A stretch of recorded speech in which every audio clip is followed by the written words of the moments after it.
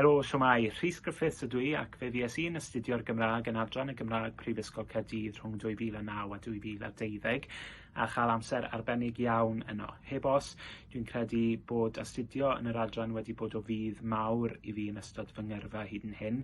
Fues i'n athro i ddechrau athro Cymraeg a cherddoriaeth am flwyddyn a hanner mewn ysgol uwchradd cyn mentro i fyd y cyfryngau lle dwi nawr yn gweithio yn Radio Cymru fel uwch gydlynydd amserlenni.